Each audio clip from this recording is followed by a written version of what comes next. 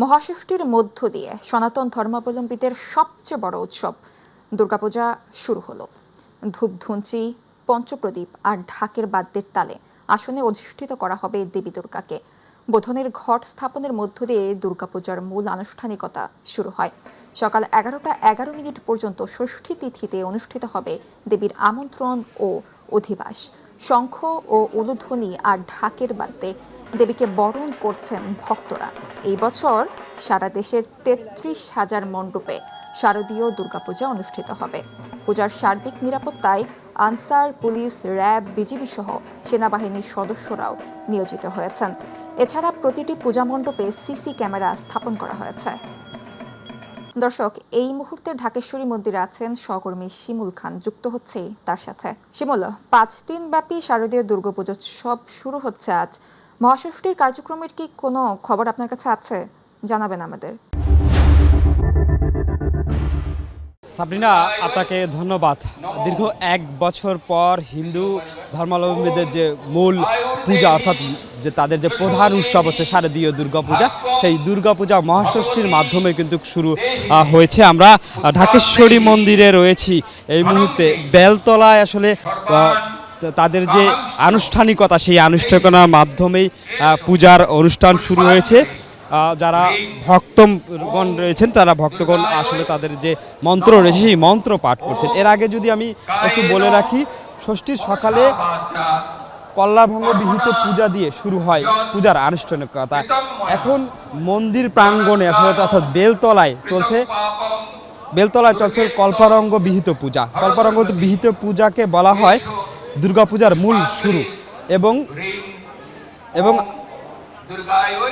এবং পুরোহিত কিন্তু মন্ত্র পড়ে আসলে যারা ভক্ত রয়েছেন তাদেরকে ভক্ত পড়াচ্ছেন। আমরা সরাসরি দেখানোর চেষ্টা করছি এখান থেকেই।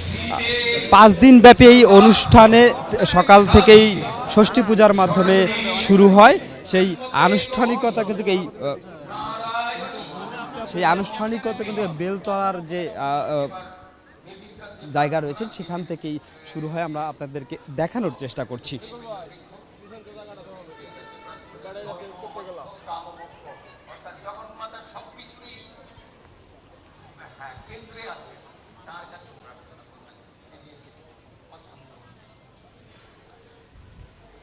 আমরা দেখানোর চেষ্টা করছি আপনাদেরকে আসলে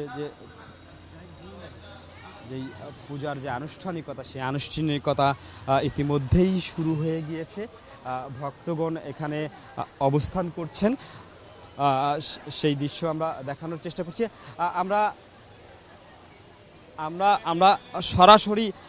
আমরা সরাসরি একজন ভক্তর কাছে চলে যাব। এই যে আপনাদের 1 বছর পরে মায়ের অপেক্ষা, সেই মা এলো, কেমন লাগছে? অনুভূতিটি একটু আমাদেরকে জানাবেন। আসলেও আমরা সবসময় যে বাঙালি হিন্দু সম্প্রদায়ের সবচেয়ে বড় উৎসব হচ্ছে দুর্গোৎসব। এই দুর্গোৎসবে আমরা সবসময় এটা অন্যরকম একটা মাত্রা নিয়ে এসে আমাদের কাছে, কারণ মা 4 দিন এই ধরায় থাকেন। আজকে দেবীর সেই দিন যে ষষ্ঠ, মানে আজকে মহাষষ্ঠী, এই ষষ্ঠীর মধ্য দিয়েই দেবীর বোধন হয়। এই বোধনের মধ্য দিয়ে দেবীর আরাধনা শুরু হবে। আমরা সর্বোপরি এবার যে মায়ের যে আগমন, সেটা হলো গজে আসছেন মা আর যাবেন দোলায়। গজে আসা মানে হচ্ছে পৃথিবী বসুন্ধরা হয়ে উঠবে, শস্যপূর্ণ বসুন্ধরা। এখানে ফলে ফুলে সুশোভিত হয়ে উঠবে এই বসুন্ধরা। কিন্তু মা যখন যাবে দোলায়, তখন কিন্তু অনেক কিছু ক্যালামাইটি আছে আর কি, ন্যাচারাল ক্যালামাইটি। যে ক্যালামাইটিগুলো আসছে সেটা হচ্ছে আপনার হানাহানি, তারপর হচ্ছে মানুষের মধ্যে আনরেস্ট সিচুয়েশন ক্রিয়েট হতে পারে। তারপর আমরা মায়ের কাছে প্রার্থনা করি, মা সকল পঞ্জিকায় যাহাই লেখা থাকুক না কেন, আমরা চাই তুমি এমন কিছু বার্তা দিয়ে যাও, পৃথিবীতে যেন শান্তির সুবাতাস বয়ে যায়, মানুষের মধ্যে যেন মিশে যায় হানাহানি, মানে দুর্ব্যবহার, এগুলো থেকে যেন মুক্তি পেয়ে মানুষ একটা সুন্দর পৃথিবী। যে আপনাকে ধন্যবাদ। আমরা আরেকজন ভক্ত রয়েছেন, অর্থাৎ হিন্দু ধর্মাবলম্বীদের আরেকজনের সাথে একটু কথা বলবো। একটু জানাবেন। সবাইকে শারদীয় শুভেচ্ছা। খুবই ভালো লাগছে, সারা বছর অপেক্ষার পরে শারদীয় দুর্গাপুজো আমরা এসেছে। আজকে মহাষষ্ঠী, আমরা সবাই অনেক বন্ধু বান্ধব আসি, সবার সাথে মজা করছি, অনেক হই হুল্লোড় করছি। পরিবারের সবার সাথে পুজো দেখছি, সবার সাথে অনেক আনন্দ করছি, খাওয়া দাওয়া হচ্ছে, অনেক মজা করছি, খুব ভালো লাগছে। ধন্যবাদ আপনাকে। সাবরিনা, শুনছিলেন এই শারদীয় দুর্গা উৎসব উপলক্ষে এই যে জাতীয় মন্দির রয়েছেন সেই মন্দির থেকেই আনুষ্ঠানিকতা শুরু করে এবং ভক্তবৃন্দরা এই মন্দিরে অবস্থান করছেন, তাদের যে খুশির যে বার্তা সেই বার্তা ছড়াচ্ছেন। এই ছিল আমার কাছ থেকে এই ঢাকেশ্বরী মন্দির থেকে সর্বশেষ আপডেট। শিমুল, আপনাকে ধন্যবাদ। ঢাকেশ্বরী মন্দির থেকে শারদীয় দুর্গোৎসবের সবশেষ খবর জানাচ্ছিলেন সহকর্মী শিমুল খান। চলে যাচ্ছি পরবর্তী সংবাদে। দুর্গাপুজোর আমেজ ছড়িয়ে পড়েছে চারদিকে, কিন্তু আনন্দ উৎসবের এই সময়ে উৎসবের ছোঁয়া নেই জামালপুরের হরিজন পল্লীগুলোতে। অভাব, অনটন আর দীর্ঘশ্বাসে কাটছে তাদের জীবন। পুজোর উৎসব যেন বিষাদের রূপ নিয়েছে পরিবারগুলোতে। এদিকে পুজোর উৎসবে হরিজন পরিবারের মাঝে সহায়তা দেওয়ার আশ্বাস স্থানীয় প্রশাসনের। প্রতিনিধি মাইনুল ইসলামের পাঠানো তথ্য ও চিত্রে বিস্তারিত জানাচ্ছেন জুবাইর রহমান। আমার বন্ধু বান্ধব কাপড় কিনেছে দুর্গাপূজার জন্য, আমি কিনতে পারি না, আমাকে কিনে দিয়ে নাই। সনাতন ধর্মাবলম্বীদের সবচেয়ে বড় উৎসব শারদীয় দুর্গাপূজা। পূজাকে ঘিরে সারা দেশে চলছে নানা আয়োজন, তবে জামালপুরের হরিজন পল্লীগুলোতে নেই কোনো উৎসবের আমেজ, নেই আলোকসজ্জা, নেই ঢাক ঢোলের শব্দ। দুবেলা দুমুঠো খাবার জোগাতে যেখানে হিমশিম খেতে হয়, তাদের পূজার কেনাকাটা যেন বিলাসিতা। পূজার উৎসব যেন থেমে গেছে হরিজন পল্লীতে এসে। আমরা গরিব, আমার আম্মুরে আমি বলছি যে আমারে কাপড় কিনে দাও, আমার আম্মু বলছে আমার লগে টাকা নাই। সামনে আমাদের পূজা, আমরা কিছু কেনাকাটা করি না, আমাদের তেমন সামর্থ্য নাই। আর আমরা কোথাও মন্দিরে পূজা দেখতে গেলে আমাদের তেমন ভাবে পূজা দেখতে দেয় না, কারণ আমরা হরিজন। দুর্গাপূজা এত বড় পূজাতে আমি এখনো আমার মতো ছেলে কিছুই কিনি নাই, কারণ আমরা মধ্যবিত্ত সন্তান, তাই কিছু কিনতে পারি নাই। হরিজন সম্প্রদায়ের অধিকাংশ মানুষই দিনমজুর ও খেটে খাওয়া শ্রমজীবী। দৈনিক আয়ের টাকায় সংসার চালানোই যেন তাদের জন্য কষ্টসাধ্য। তাই পূজার আয়োজন করা সম্ভব হয় না তাদের। তাই পূজা আয়োজনে চান সরকারি ও সামাজিক আর্থিক সহায়তা। খুব আশা যে আমরা একটা দুর্গাপূজা করবো, আমরা এমন জায়গা নাই একটা মন্দির করে যে আমরা পূজা পাঠ করবো, পোলাপান নিয়ে যে একটা ফুর্তি করবো, এরকম একটা কোনো আমাদের পজিশন নাই। বাইরে পূজা দেখবার গেলে আমাদের ওইভাবে আমাদেরকে পূজা কাছে যাইতে দেয় না। কোনো পূজার আমেজে নাই, পূজা আমরা করতে পারতেছি না। সরকারি অনুদানে কোনোটা আমরা এখনো ছেলে মেয়ে নিয়ে আমরা কোনো কিছু পাইনি। এখন আমরা খুব কষ্টে তো আমরা জীবনযাপন করতেছি। এদিকে দুর্গাপূজা উপলক্ষে হরিজন পল্লীর পরিবারগুলোকে সহযোগিতার আশ্বাস দিলেন এ কর্মকর্তা। আমরা বিষয়টি ঊর্ধ্বতন কর্তৃপক্ষকে জানাবো যেন ইসলামপুর উপজেলায় যারা হরিজন সম্প্রদায় রয়েছে তাদের জন্য কিছু আর্থিক সহায়তা করা যায়। মহামিলনের এই উৎসবে যখন সারা দেশ মাতোয়ারা, তখন বঞ্চিত থেকে যায় হরিজন পল্লীর শত শত পরিবার। তাই সবার মতো তারাও সমানভাবে উপভোগ করতে চায় দুর্গাপূজার আনন্দ। জুবাইর রহমান, মাই টিভি নিউজ। প্রধান উপদেষ্টা ডক্টর মোহাম্মদ ইউনূস বলেছেন, প্রবাসীরা বাংলাদেশের অবিচ্ছেদ্য অংশ। জুলাই বিপ্লবের পর সৃষ্ট পরিবর্তনকে এগিয়ে নিতে প্রবাসীদের গুরুত্বপূর্ণ ভূমিকা রাখতে হবে। পাশাপাশি দেশ পুনর্গঠন প্রক্রিয়ায় অংশ নিতে প্রবাসীদের প্রতি আহ্বান জানান তিনি। নিউ ইয়র্কে NRB কানেক্ট ডে উপলক্ষে আয়োজিত এক অনুষ্ঠানে এ কথা বলেন তিনি। বাংলাদেশ বিনিয়োগ উন্নয়ন কর্তৃপক্ষ বিডা এই অনুষ্ঠানের আয়োজন করে। প্রধান উপদেষ্টা বলেন, এখন দেশের পুনর্গঠনের কাজ চলছে। এ সময় 1 বছর আগে কী পরিস্থিতিতে সরকার গঠন করতে হয়েছিল সেই অভিজ্ঞতার কথাও বলেন তিনি। এ সময় রেমিটেন্স প্রবাহে 21%-এরও বেশি প্রবৃদ্ধি অর্জনে প্রবাসী বাংলাদেশিদের প্রশংসা করেন প্রধান উপদেষ্টা। পাশাপাশি বিনিয়োগ বান্ধব পরিবেশ তৈরিতে সরকারের পদক্ষেপও তুলে ধরেন তিনি।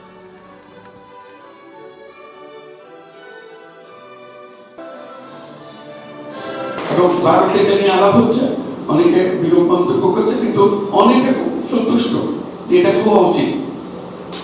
এটা আমরা স্বাভাবিক পদ্ধতিতে হবে, এটা জোর করে কাউকে বলতে পারবো না আমার সঙ্গে ব্যবসা করে। সে তার ব্যবসা একদম সীমাবদ্ধ হয়ে গেছে, সেখানে বিবেক হচ্ছে।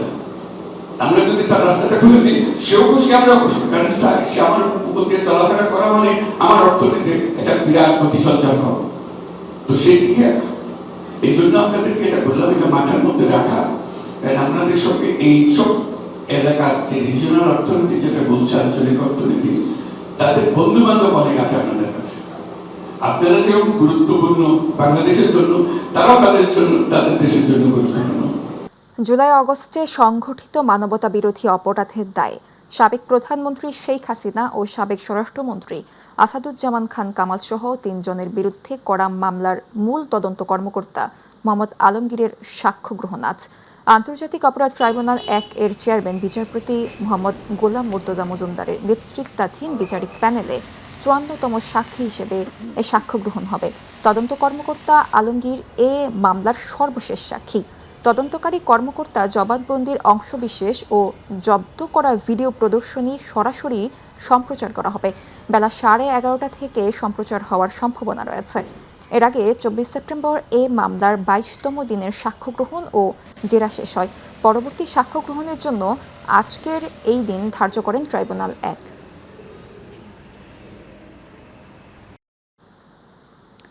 জনবহুল ও ঘনবসতিপূর্ণ সাভার উপজেলায় Titas gas transmission and distribution কোম্পানির বিল পরিশোধ করেও গ্যাস না পেয়ে চরম ভোগান্তিতে দিন যাপন করছেন বৈধ গ্রাহকরা।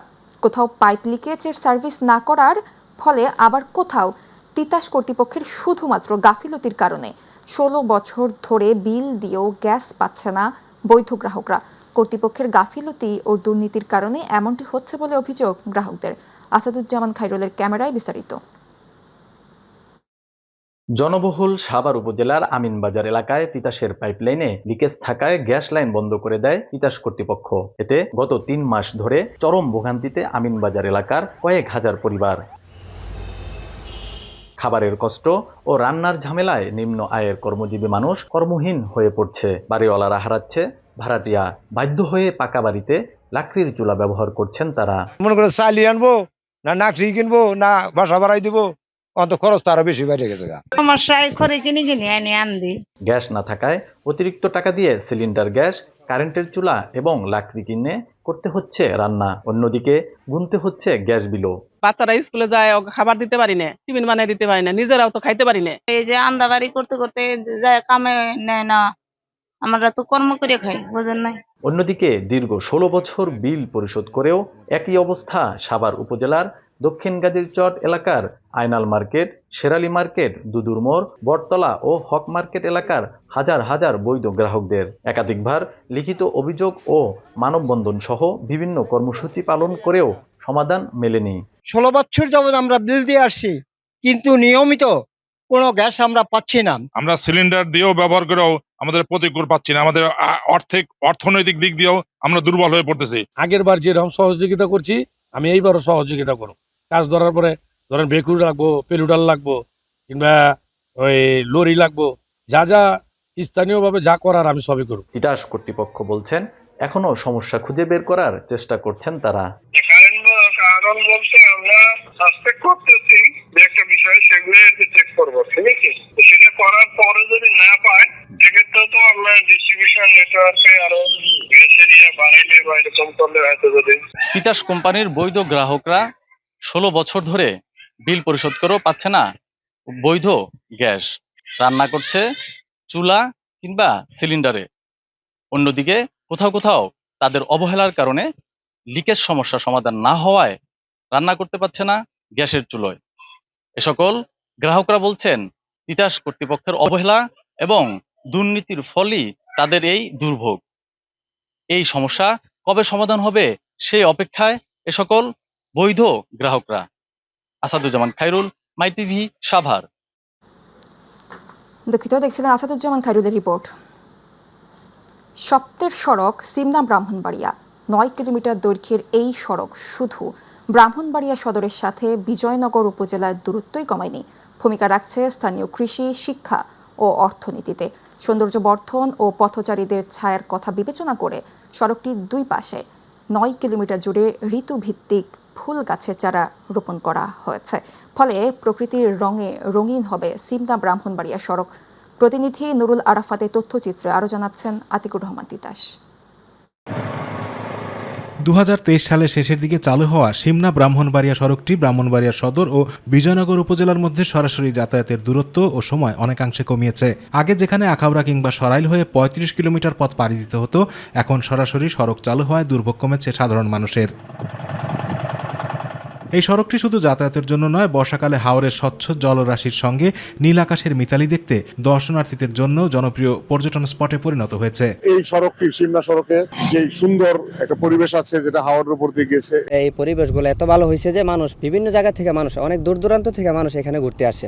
গত জুন মাসে জেলা প্রশাসনের উদ্যোগে সড়কের 9 কিলোমিটার অংশে 9000 জারুল, সোনালু, পলাশ, দেবদারু, চেরি, পুরবী, বকুল, কনকচূড়া ও কৃষ্ণচূড়া গাছের চারা রোপণ করা হয়েছে। প্রকৃতির রঙিন বাহারি ফুলের সৌন্দর্য মনকে ছুঁয়ে যাবে যে কাউকে।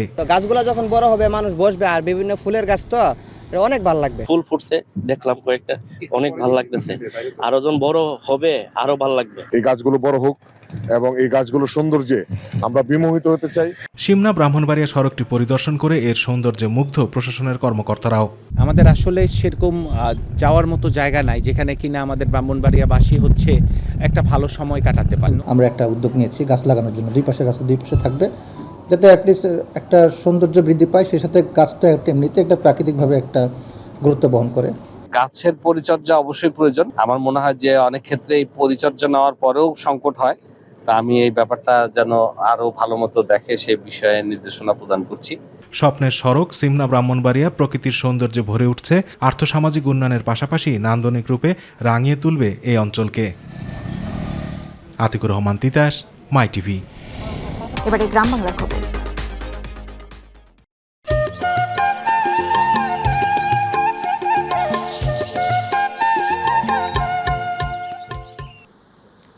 ঝিনাইদহের মহেশপুর সীমান্তে স্বর্ণ পাচারের সময় 2 যুবককে আটক করেছে বিজিবি। এ সময় তাদের কাছ থেকে 2.5 কেজির বেশি স্বর্ণ উদ্ধার করা হয়। শনিবার গোপন সংবাদের ভিত্তিতে হাজির ডিলাক্স এক্সপ্রেস বাসে অভিযান চালায় বিজিবি। এ সময় ঝিনাইদহের কালীগঞ্জের সৌরভ বিশ্বাস নামে একজনকে আটক করা হয়। পরে তার সহযোগী রঞ্জিত বিশ্বাসকে কোট চাঁদপুর বাজার এলাকা থেকে আটক করা হয়। 58 বিজিবির সিও রফিকুল আলম জানান, উদ্ধার হওয়া 4টি স্বর্ণের বার, 2টি মোবাইল ফোন ও একটি মোটর সাইকেলের বাজার মূল্য প্রায় 3,71 লাখ টাকা। স্বর্ণগুলো সরাসরি কোষাগারে জমা দেওয়া হয়েছে এবং 2 আসামিকে থানায় হস্তান্তর করা হয়েছে।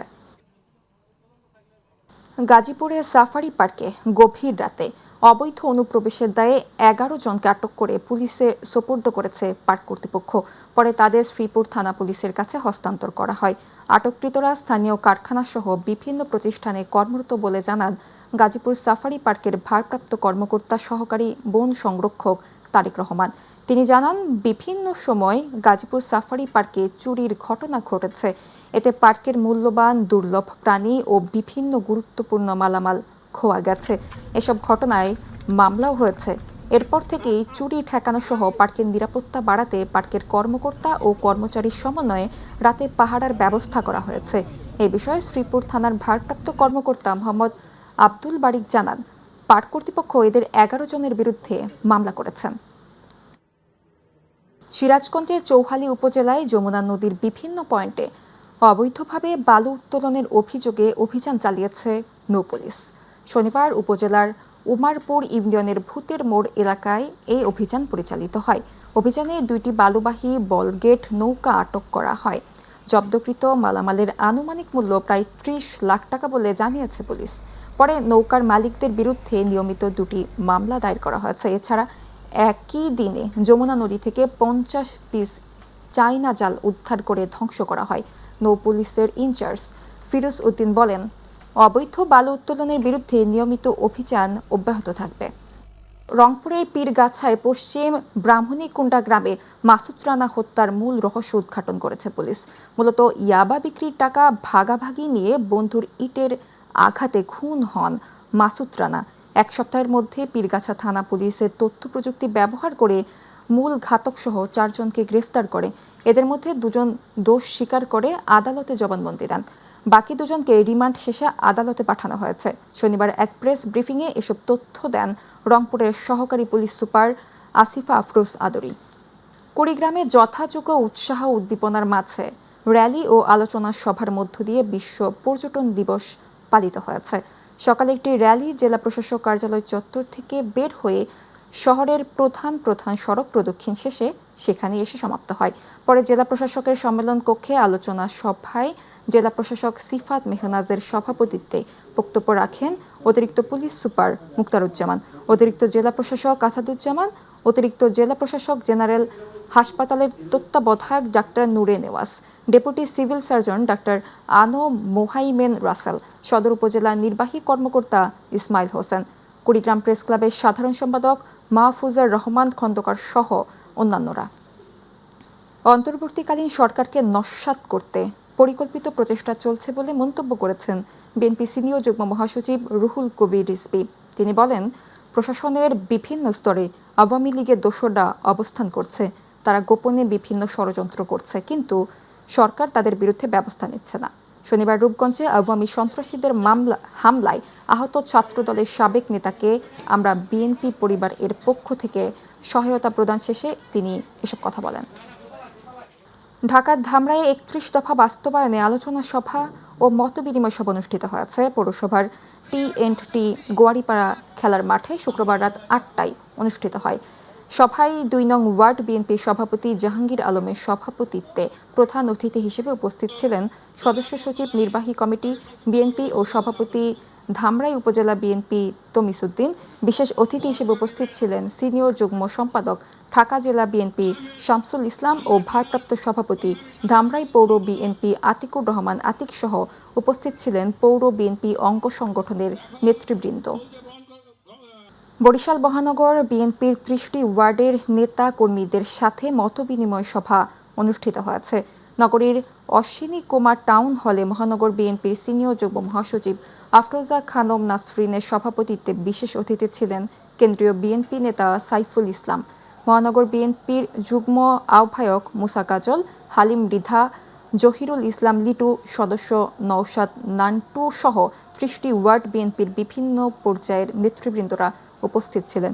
সভায় আগামী জাতীয় সংসদ নির্বাচনে ধানের শীষের প্রার্থীকে বিজয়ী করতে সকলকে ঐক্যবদ্ধ হওয়ার আহ্বান জানান।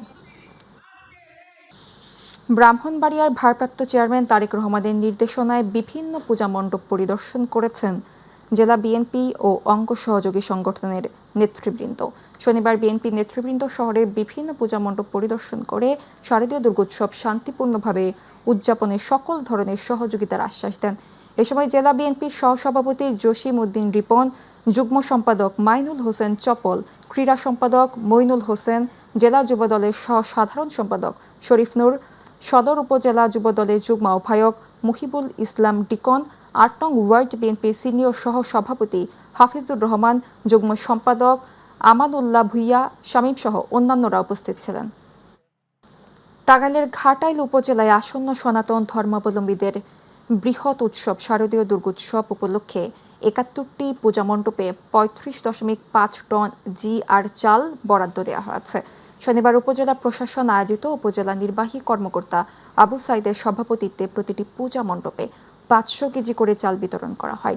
অনুষ্ঠানে প্রকল্প বাস্তবায়ন কর্মকর্তা এনামুল হক, পূজা উদযাপন পরিষদ সভাপতি অধীর চন্দ্র সাহা, পূজা উদযাপন ফ্রন্ট ঘাটাইল শাখার আহ্বায়ক গোপাল গুহ রায়, পূজা উদযাপন ফ্রন্ট সদস্য সচিব অরুণ জৈতি সন্ন্যাল সহ আরও অনেকে।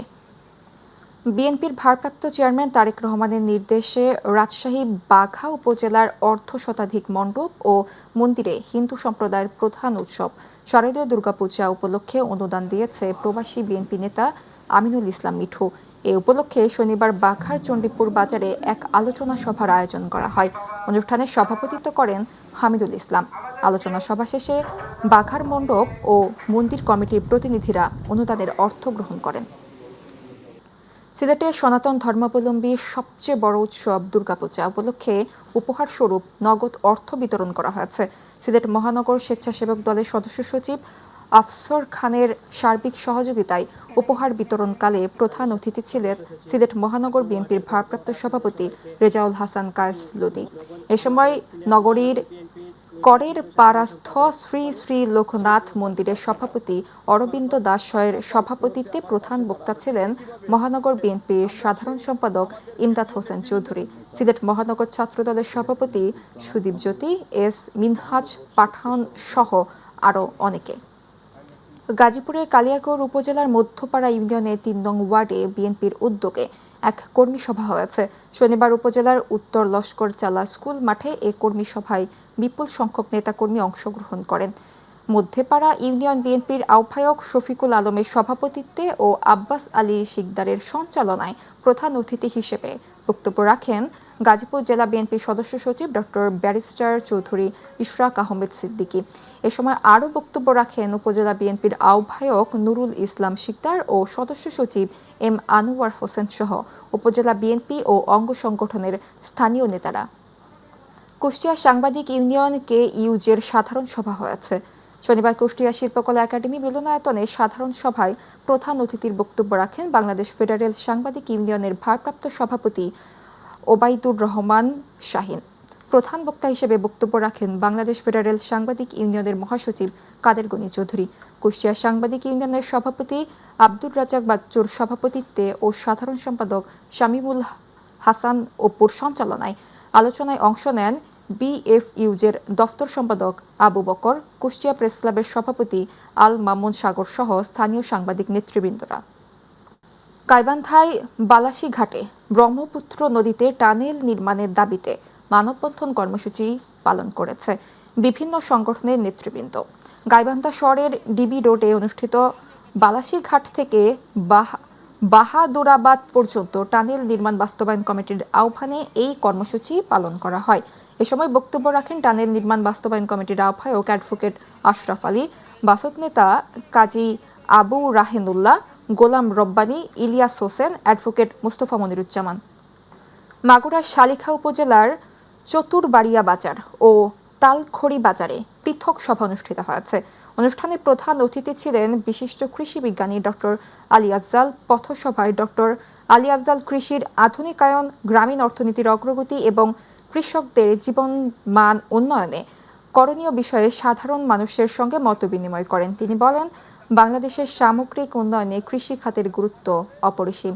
কৃষি বান্ধব উদ্যোগে দেশের অর্থনীতিকে শক্তিশালী করবে। কুমিল্লা 14 গ্রামে শুভপুর ইউনিয়নের দরিদ্র ও মেধাবীদের শিক্ষাবৃত্তি এবং প্রতিটি শিক্ষা প্রতিষ্ঠানে ষষ্ঠ থেকে দশম শ্রেণী পর্যন্ত প্রথম, দ্বিতীয় ও তৃতীয় মেধাবী শিক্ষার্থীদের ক্রেস্ট প্রদান ও পবিত্র সিরাতুন নবী উপলক্ষে রাসূলের জীবনাদর্শন বিষয়ক রচনা প্রতিযোগিতায় অংশগ্রহণকারী শিক্ষার্থীদের পুরস্কার ও 27 জন গুণীজন সংবর্ধনা দেওয়া হয়েছে। ইসলামী সমাজ কল্যাণ পরিষদের উদ্যোগে আয়োজিত অনুষ্ঠানে পরিষদের সভাপতি মাওলানা মিজানুর রহমানের সভাপতিত্বে ভিডিও কনফারেন্সের মাধ্যমে প্রধান অতিথির বক্তব্য রাখেন বিশিষ্ট শিক্ষাবিদ HNM শফিকুর রহমান। ইসলামী সমাজ কল্যাণ পরিষদের সহ সভাপতি অধ্যক্ষ ফারুক আহমেদের সঞ্চালনায় আরও বক্তব্য রাখেন বাংলাদেশ মোয়াল্লিম হাজি কল্যাণ ফাউন্ডেশনের সভাপতি আব্দুল জলিল মাদানী, ফরিদা বিদ্যায়তন প্রধান শিক্ষক হানিফ মজুমদার সহ আরও অনেকে। দিনাজপুরে পার্বতীপুর কারিগরি শিক্ষার্থীদের অংশগ্রহণের দক্ষতা এবং উদ্ভাবন বিষয়ক প্রতিযোগিতা অনুষ্ঠিত হয়েছে। পার্বতীপুর সরকারি টেকনিক্যাল স্কুল অ্যান্ড কলেজের উদ্যোগে শনিবার দিনব্যাপী কলেজ চত্বরে এর আয়োজন করা হয়েছে। এ সময় উপজেলা নির্বাহী কর্মকর্তা সাদ্দাম হোসেন, সহকারী কমিশনার ভূমি মাহমুদ হোসাইন রাজু, মডেল থানার অফিসার ইনচার্জ আবদুল্লাহ আল মামুন, কলেজের অধ্যক্ষ আহসান হাবিব সহ বিভিন্ন ব্যাচের শিক্ষার্থীরা উপস্থিত ছিলেন। রাজবাড়ী গোয়ালন্দে কারিগরি শিক্ষার্থীদের মেধা ও উদ্ভাবনী শক্তি বিকাশের লক্ষ্যে ইনস্টিটিউটে স্কিলস অ্যান্ড ইনোভেশন কম্পিটিশন 2025 অনুষ্ঠিত হয়েছে। শনিবার গোয়ালন্দ সরকারি টেকনিক্যাল স্কুল অ্যান্ড কলেজ মাঠ প্রাঙ্গণে এ অনুষ্ঠান হয়। অধ্যক্ষ সুলতানা মেহেরুনা জামানের সভাপতিত্বে প্রধান অতিথি ছিলেন উপজেলা নির্বাহী কর্মকর্তা নাহিদুর রহমান, কমিউনিকেশন কনসালট্যান্ট জিল্লুর রহমান সহ অন্যান্যরা। বর্ণাঢ্য আয়োজনে বান্দরবানে সমাপ্তি হল সেনা রিজিয়ন কাপ ফুটবল প্রতিযোগিতা। শনিবার বান্দরবান জেলা স্টেডিয়ামে বান্দরবান সেনা রিজিয়নের আয়োজনে এবং জেলা প্রশাসন, বান্দরবান সেনা জোন ও সম্মিলিত ক্রীড়া পরিষদের সার্বিক সহযোগিতায় সেনা রিজিয়ন কাপ ফুটবল প্রতিযোগিতার সমাপনী খেলা ও পুরস্কার বিতরণী অনুষ্ঠান অনুষ্ঠিত হয়েছে।